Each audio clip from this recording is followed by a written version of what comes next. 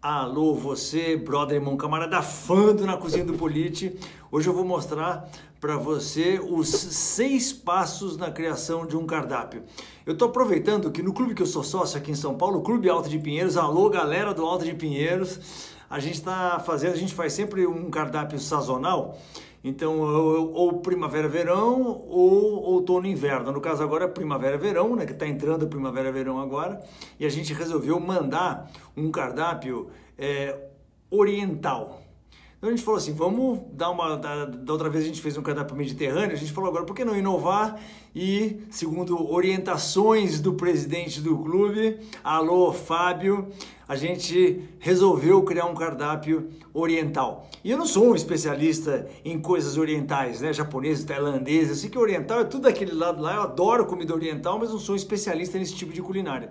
Então eu queria dividir com você o método que a gente usa lá no clube, que eu acho que funciona bem legal para a gente fazer a criação de um cardápio em 6 passos simples.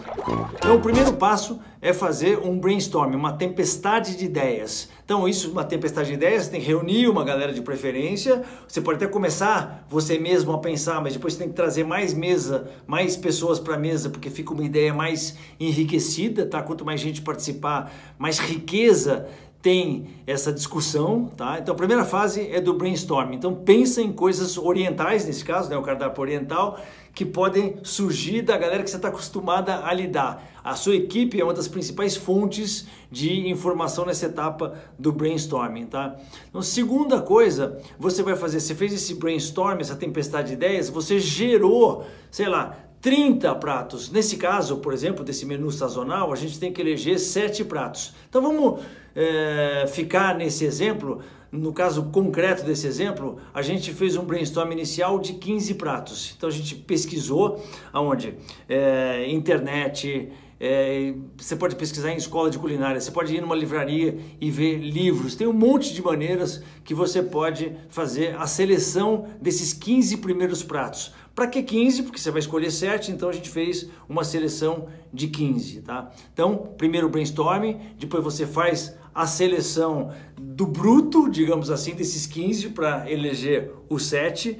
Depois você vai fazer uma curadoria dessas receitas. A partir do momento que você elegeu esses 15, aí o que eu chamo de curadoria? Não é você necessariamente, mesmo que você seja o chefe de cozinha do seu estabelecimento, não é necessário que você faça, que você crie todas as receitas, porque receitas estão por aí para serem usadas, né? Então, você pode tirar de livros, você pode usar a galera que trabalha com você na cozinha para dar ideias, você pode usar a internet, que hoje em dia tem uma referência gigante de todo tipo de receita que você pode imaginar. Você pode utilizar sites brasileiros, você pode utilizar sites estrangeiros da internet, você pode utilizar canais de YouTube que são muito ricos hoje em dia em informação, você pode consultar outros chefes, mas é importante você ter em mente esse papel de curadoria, tá? Se você, obviamente, tiver as receitas no seu receituário, no seu livro de receita, melhor ainda, mas pensa que uma curadoria não são só coisas suas, tá? Você não é necessário o criador da coisa, o curador é aquele que aglutina, aquele que busca as coisas e traz para o seu estabelecimento. Então essa palavra curadoria eu gosto muito. Então, curadoria das receitas é o passo 3.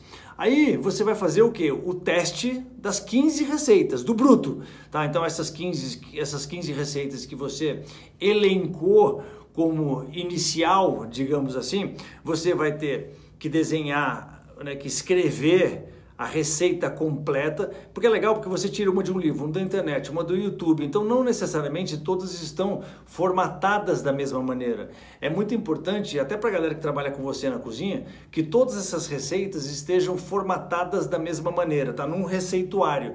Pode ser não, com certeza você não vai usar as 15, que a gente falou que a gente quer escolher só 7, mas beleza, o fato de você fazer esse receituário com as 15 não é trabalho perdido, porque um dia você vai usar de alguma maneira. Mesmo que você não use, alguém vai usar. É sempre bom, cada vez que você vê que você fizer essa curadoria de alguma receita de algum lugar, você desenha, você formata essa receita no seu modelo, na sua maneira, né? Conforme o seu desenho de receita. Cada um tem o seu desenho específico. Eu tenho minhas receitas, todas as receitas que eu ou fiz a curadoria ou que eu criei já na minha vida, elas estão desenhadas da mesma maneira. Isso é importante, tá? No aspecto organizacional da sua vida de chefe de cozinha, da sua vida de criador de receitas.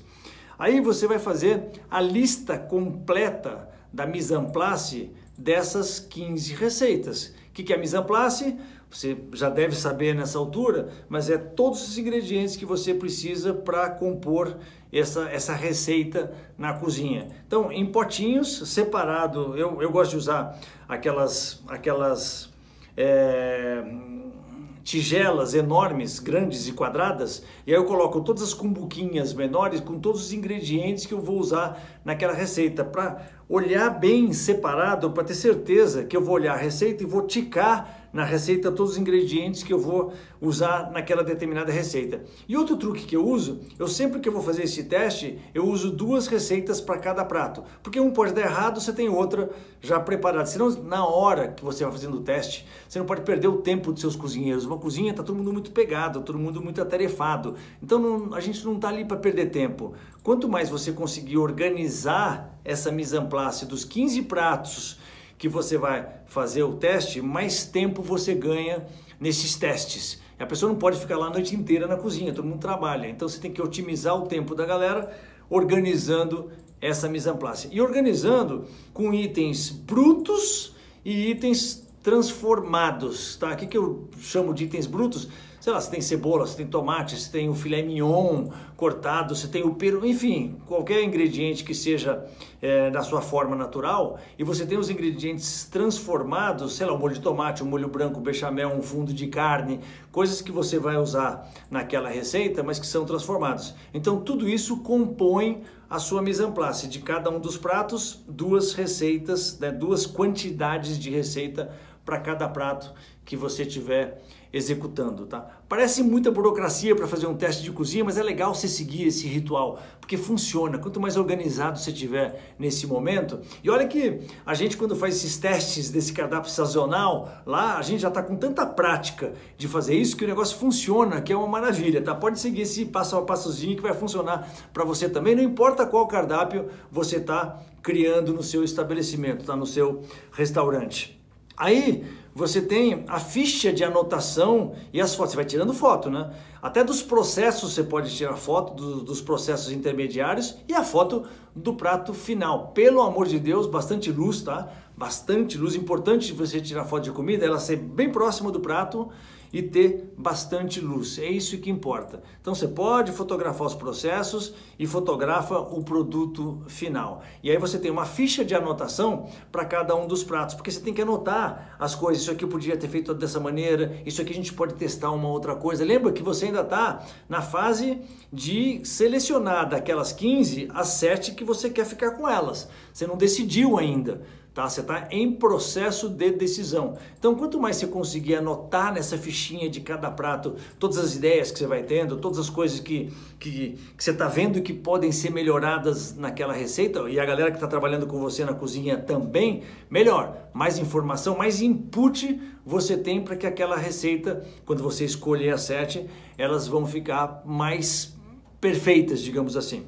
Aí o quarto passo, eu já nem sei se eu estou mais no quarto ou no quinto, deixa eu ver, 1, 2, 3, 4, o teste das 15 receitas. Aí você vai escolher as 7 vencedoras, né? Ainda faz parte do passo número 4. O passo número 5 é o mais importante de todos. A partir do momento que você escolheu daquelas 5 as 7, né, receitas que você vai ficar com elas, que você vai colocar efetivamente no seu cardápio, tá? As escolhidas, digamos assim, aí você tem que elaborar o seu book do novo cardápio. O que eu chamo de book? Book é um jogo de coisas, né? De planilhas, de textos que você tem que ter para cada um dos pratos. É muito importante que esse book também seja organizado. O que compõe um book de um novo cardápio. É isso que eu quero dividir com você. Essa parte é a quinta parte, né? Que é a parte mais importante que tem na elaboração de um cardápio. Então, primeiro, o receituário dessas 7 vencedoras, com a foto que você tirou, a melhor foto que você conseguiu tirar, ela vai no receituário. Então, receituário é ingredientes e maneira de fazer. Passo 1, 2, 3, 4, execução de cada prato com a foto dele. Esse é o receituário, é um book, tá? Também um receituário de cada um dos pratos, de todos os pratos. Aí você tem a ficha técnica com custo e sugestão do preço de venda. Porque uma coisa é o receituário, outra coisa são as fichas técnicas. A ficha técnica você tem a quantidade de ingredientes, mas você tem o preço de custo de cada um dos ingredientes. E você tem a somatória, né? Então o item, cada um dos itens somou na receita o total dos custos. E aí você tem um outro quadradinho, né, na sua planilha que você deixa em branco nesse primeiro momento, mas depois você vai estudar com a sua galera e vai decidir, baseado naquele custo, você vai decidir sobre o preço de venda de cada um desses pratos. Isso chama-se ficha técnica, tá? Então, book das receitas, receituário, vamos chamar assim, o book das fichas técnicas. Aí o a terceira coisa que você tem que fazer é a atualização da lista de ingredientes da sua cozinha. Se é um cardápio sazonal, como nesse caso, entra um monte, especialmente esse que é oriental, entra um monte de ingredientes que o pessoal não está acostumado, quer dizer, o comprador não está acostumado, ele nem conhece muitas vezes esse ingrediente. Então você tem que fazer uma atualização de todos os itens do seu estoque baseado nessa listagem que você fez das receitas, tá? Cada um dos ingredientes tem que ser atualizado. Compras, estoque, recebimento, tem um monte de processos internos que você tem que atualizar baseado nesse novo cardápio, tá? Isso é meio óbvio, mas é importante que seja dito. Aí, essa parte é muito importante, que é a lista do pré-preparo do novo cardápio. Todo cardápio que a gente lança, você tem que ter um pré-preparo, tá? Dos ingredientes. Pré-preparo você chega de manhã na sua cozinha, o que a galera tem que fazer como pré-preparo para a hora do almoço e para a hora do jantar? Tem um monte de molho para ser preparado, tem um monte de carne que tem que ser cortada, tem que ser porcionada. Então tudo isso faz parte normalmente do seu restaurante, da sua listagem de pré-preparo.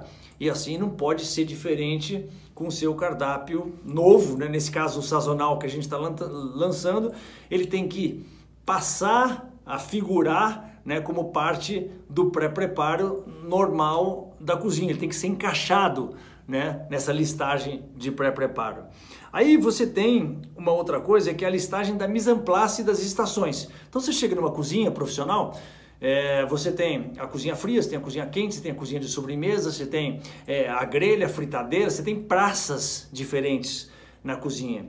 Então você tem que ter a listagem da mise en place dessas estações. O que afeta, por exemplo, a mise en place da grelha, esse novo cardápio? Tem pratos grelhados? Tem. Então, ele tem que ter lá essa mise en place, essa listagem de coisas que o cozinheiro tem que ter na mão dele, né, para fazer o seu serviço. Ela tem que ser atualizada baseado nesse novo cardápio. E que assim, cada uma das estações, quente, fria, sobremesa, tudo, tá?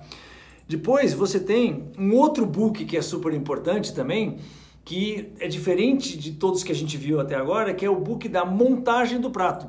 Porque uma coisa é você ter essas listagens todas, outra coisa é você ter a receita, outra coisa é você ter a ficha técnica, mas muito importante é o book da montagem. Como é que o prato ele é montado na cozinha, passo a passo. Então, sei lá, eu vou fazer um peixe. Beleza, qual é o primeiro passo que eu tenho que fazer? Eu tenho que fazer uma redução, aí eu tenho que colocar o peixe, tenho que deixar ele 3 minutos. E nesse passo a passo da montagem do prato, é muito importante que você utilize medidas, porque na ficha técnica você falou assim, são 200 gramas de peixe, são 50 ml do molho X, tá? Mas na hora da montagem do prato, o cozinheiro não vai estar com uma balança lá na frente dele para pesar 200 gramas, 50 ml, ele não vai conseguir medir, porque na cozinha, né, o bicho pega. Então tem que ser medidas que ele esteja acostumado. É uma concha número 1, é um copo número 3, é tudo assim, tá? Tem que ser medidas que a gente utiliza, uma colher de sopa, coisas que a gente utiliza na cozinha. Então esse book de montagem, ele tem que ser com medidas reconhecíveis pelos cozinheiros, tá? Não vai me inventar moda do cara ter que pesar cada uma das coisas na cozinha, porque não vai rolar. tá? Então esse book de montagem é muito importante. E esse book é página por página, de preferência aquele espiral, né, e de preferência plastificado esse papel, porque ele vai em farinha, ovo, aí você tem que lavar o plástico para o dia seguinte, é uma coisa que vai ser manipulada, ele fica lá no meio da galera, na cozinha, tá? Então não é um papelzinho com um caderninho bonitinho, é uma coisa da guerra, tá? Esse book de receitas. E é importante que na traseira, eu sempre falo, na frente de cada página você tem essa sequência de montagem do prato, do sanduíche, da salada, do que for, e na parte traseira você coloca a foto do prato. Então fica fácil, né, do cozinheiro que está lá, principalmente no começo, porque depois eles pegam a manha e aí pum, pum, pum, o negócio sai meio que no automático, mas no começo, para evitar bagunça, e no começo é quando dá bagunça, aí você tem que ter esse book, né, da sequência da montagem muito bem definido. Você vai ter um trabalhozinho para fazer esse book, mas eu garanto para você que você vai ganhar muito na hora da execução, na hora da padronização, principalmente, que a gente sabe que é muito importante. E no final das contas, o último passo desse book do novo cardápio é as fotos grandes, mas grande que eu tô falando, tamanho grande mesmo, assim, que fica na boqueta, para que todo mundo veja, colorida, bonita, bem iluminada, bem clara, tá? Não bota a foto no ambiente escuro que ninguém consegue enxergar, e nem muito pequenininha que ninguém consegue enxergar, bota uma foto bonitona, brilhante, bem iluminada, sabe? Para que o garçom, o cozinheiro possa olhar para aquele prato e olhar para a foto e falar, nossa, tá igualzinho, tá? Estamos mantendo o padrão. Isso é muito importante e muitas vezes negligenciada quando a gente faz esse exercício na cozinha, tá? Aí, finalmente, o último passo, o sexto passo, é o quê? Você promover um evento de lançamento, né? Não existe a gente lançar um prato e ninguém ficar sabendo. Então, faz um barulho com esse assunto aí, contrata uma assessoria de imprensa, pede para o chefe fazer umas entrevistas, sabe, uma explicação do conceito, por que cada prato, de onde surgiu, como foi o brainstorming, como foi o processo. A galera gosta de saber como são os bastidores dessa escolha que você faz nos seus menus. Faz uma degustação com formadores de opinião, sabe, com pessoas que você sabe que você vai explicar o prato, ela vai degustar, vai achar legal, ela vai espalhar para um monte de gente, com influências, tá? Faz uma campanha no Insta, se for um restaurante, no caso do clube, por exemplo, a gente não tem um Insta lá de comidas. Aliás, até uma ideia, fica aí a dica que eu acho que tem que ter, né? Um Insta de comidas, é bacana, acho que todo mundo tinha que ter, porque a foto hoje em dia, Insta e foto andam lado a lado, a gente tem que sempre estar preocupado com essa promoção, tá? Não adianta você fazer todo esse barulho e não promover o seu novo menu. Então fica aí com essa dica dos 6 passos para o lançamento de um cardápio, tá bom? Tamo junto, até a semana que vem, grande abraço!